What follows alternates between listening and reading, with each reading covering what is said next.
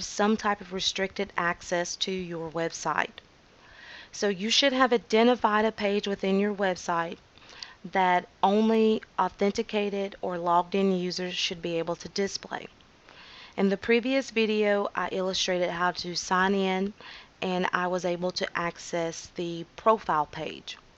So let's think about, what if someone tries to go directly to the profile page's URL by typing it into the address bar and clicking submit? Should they be able to be logged in? No, they should not. So we have to prevent that from happening. So you'll see here that when I attempt to log in to the profile.php site, I get a message saying that you must log in to access site. And notice that I am not able to get beyond this page. I'm not able to get beyond this page. I should only be able to get to any pages that require unrestricted access. In my example, I don't have such page, but it logically makes sense for some of your pages, your websites, to do that. So it's not a requirement that you have additional pages. My goal here is to make sure that you understand how to log a user in and to give them access to a restricted page. You'll notice that when I have this error message displays, you'll look at the URL. Look at the URL that I have here. This URL has the question mark, not logged in variable equals true set. So we did that previously. Notice we did that previously whenever we used the $_get variables to get the information. For example, if I try to log in with a username and password that is already taken, well, obviously that's not taken because I got this message, but I do have something that's taken here. I've tried so many different combinations that that's not a good example. But you do still see the variable success equals true appended to the URL here. So when we use $_get, we're able to get this variable and we're able to test it against something. So what we need to do now is to ensure that if a user tries to go directly to our restricted page by typing in the direct URL to that page, they should not be able to get there. So what you need to do at this point, and as I will do, is open up the code for the restricted page. And we're going to have to add some PHP to it. Remember, whenever you add PHP to a web page or to any file, you need to save that file as a .php file. You will need to do that by clicking File, Save As, so that you can change the extension. Notice it will not be profile.html.php. It needs to simply be profile.php or whatever your site is. Please make sure you understand that difference between what my example shows and what you are doing for your project. So let's go in and view. So I am going to now access my profile.php page.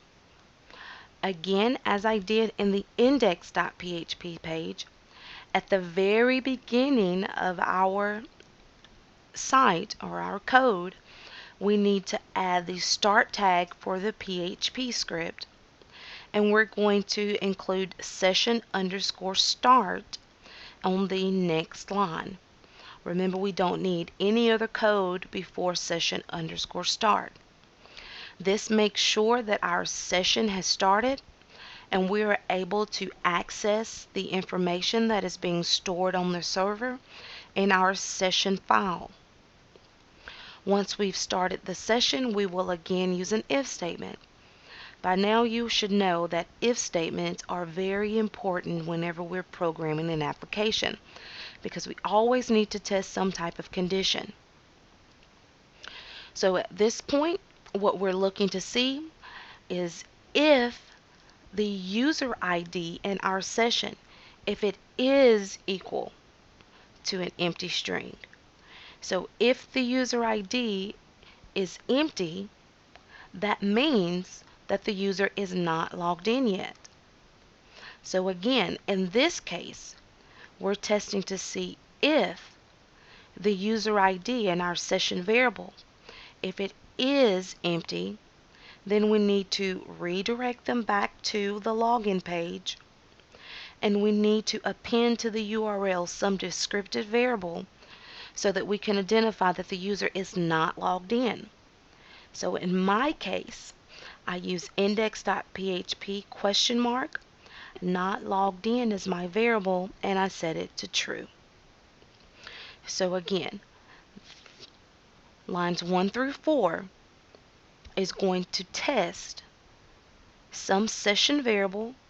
Here in my case it's the user ID, because the user ID for my site is the primary key and I am going to keep track of it. If it is equal, meaning two equal signs here, not a not equal, but if it is equal to an empty string, we know that the user is not logged in, so we redirect them back to our login page by appending a variable and value to the URL. So once again, use an if statement to test your session variable to see if it's equal to an empty string. Remember, that's double quotations, nothing inside of it, therefore it's empty. If it is, then we're going to call the header function, which is going to redirect us back to our desired location, which is going to be the login screen so that the user can log in. I append a variable and value so that we can pick it up in our $_get variable. So now with that said, I am going to go back to my PHP page, or actually my login page, and again I'm going to take a look inside of the code to show exactly where my error message is going to display. My error message, my code there is on lines 41 through 45. Again, I make sure that I put all PHP code in my HTML file inside of the start and end PHP tags. Notice that I am going to test. I am going to say if $_get not logged in. Basically, I'm looking into the URL and I'm getting the not logged in variable, and I'm testing to see is that variable not logged in equal to true. If the user is not logged in, I am going to display you must log in to access site. So notice again that this error message is strictly HTML code with a simple P tag to display out a paragraph. And then I am going to end the if statement by enclosing the last curly bracket within the PHP start and end tags. So that is all that it takes to ensure that we do not give the user access to a page if they are not logged in. So just to recap, for any page that requires the user to log in, at the very beginning of the code, you should use your start tag for your PHP code followed by session_start. You're going to construct an if statement to test a session variable. I highly recommend that you test your primary key. So I'm going to test to see if my user ID is equal to an empty string. If it's equal to an empty string, then I know that the user is not logged in. An empty string is just two double quotes with nothing inside of it. If it is empty and the user is not logged in, I'm going to redirect them back to the login page, and I am going to append the value or variable not logged in equals true.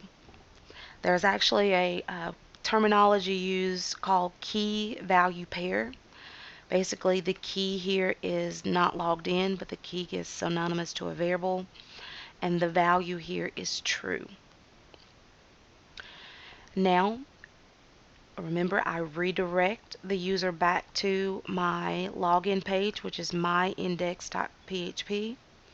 So I go back to the page that I am redirecting them to. And notice again, one thing I did not mention, but we've done it in the previous video. If your page has to make sure, if you're using session variables, it has to begin with this session_start. It has to begin with that. This was covered in the previous video because we did the exact same thing in the same page for the username password is incorrect. Okay, so you should already have that there from the previous video. What we're going to do here in this login page is use PHP code to test if the user is not logged in. Notice how I use $_get with the key variable not logged in. I test it to see if it's equal to true. And notice again that I close my PHP tag there because the PHP code has ended on this line. Next, I display out the error message to the user, and I end the if statement with the curly bracket. Notice that that curly bracket has to be enclosed within the beginning PHP and ending PHP tag. So again, at this point, if you were to try to log in a user to the page, or try to take a not logged in user to a restricted page, it should display some type of error message, as it does. So that's the end. Everything that I've shown you up until this point covers your final project. Note that you do have an option to try to dynamically display information to a user within your site. And I'm not going to give a whole lot of help. I really don't want to give any help on that. I think for many of you, you probably just want to make sure that you get this done, just making sure that you require a user to log in, and when that user logs in, that they go to a restricted page. If a user is not logged in, they should not be able to go to a restricted page. They should get some type of error message that we see here. I think that will be a very good stopping point for this course, because with the summer we only have 10 weeks, and we're going to use the remaining weeks for you guys to kind of just finish up everything, make sure everything is just right. It's just right. If you did decide to try to display content dynamically, think about what you would do there. You will have to be able to insert data into the database, and you could use a web form to do that. Or you could just simply go into your database on biz.nf. I have a profiles table, and I'll kind of got to a stopping point here, and I did not go as far as doing that as well as time is running out.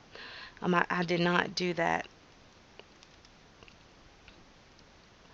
for you guys. Let's see, I can't get logged in again. Let's see what's causing the problem here. I have to go back to biz.nf in order to log in.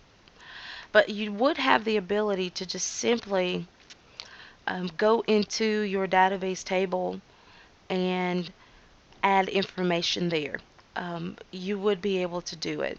And one way for you to do that would to simply go through, let's see, and we could insert some data into our page. So if I wanted to insert a specific value, I would go into the table that I was interested in, notice you will not be doing anything in your users table. You would actually need the second table that you discussed before for that column. Then you would simply put the value that you wanted in the value column here for that. So if I wanted a user ID, I could type a user ID.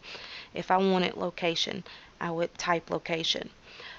If, for example, if you were doing a store and you were trying to keep track of product information, you would put the name of that product, maybe the manufacturer, and the price. You can just enter that information there. That would kind of save you a little bit of time. Once you have that information entered on this side for your bonus project only, then you could use select statements as we did in process registration and process login in order to select from those columns and display it.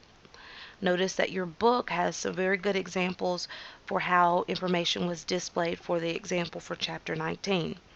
And there's tons of resources on the web. But I will tell you that you can go into the second table that you created, and you can go into the using the insert tab and just type those values in. You can put some dummy values in there. I don't mind with that. But you will need to be able to think about a way to make that information display dynamically. And when I say dynamically, I mean on demand. A user clicks a button and then something is shown. A user may click another button and something else is shown. But again, that is bonus. I would love for you guys to do that, but some people at this point are having some issues with what is required. And if you're having issues, I don't want you to go that route. And please note that I will not be giving assistance for that. Okay? So I hope that everything is going well for you all. I'm sorry if my voice is a little raspy. It's late at night with working this full day job and having the kids. They're with their grandparents tonight. Then this is the only time that I really have to dedicate to this. Please don't forget that I will be at the Aris campus on Monday at 4:30. Please send a message before you come. I need a message over the weekend that you will be there because I do need to plan accordingly. I will be in Gaston on Thursday, I believe, at 4 o'clock as I will be giving exams to the 146 students, but I still may be able to answer some questions that anyone may have there. Okay? So that's all that I have for you guys there, and I ask that you continue to work hard through the end of this week and through the next 2 weeks. We have about 2 weeks left before your final project is due. Make sure that you look at the rubric and make sure that you go through everything so that it is correct. I am not going to spend a lot of time sifting through code at this point for any previous weeks. If you're having some issues with this week's code, then I will help you. But at this point in time, I won't sift through code. Those weeks were specifically designed for that, and I've actually given you guys 10 points toward your bonus, or it's not bonus, but your final project because I gave you my slideshow. So I hope that you guys are working well. Have a good weekend, and I'll see you guys on the discussion board or at the Ayers or Gaston campus next week.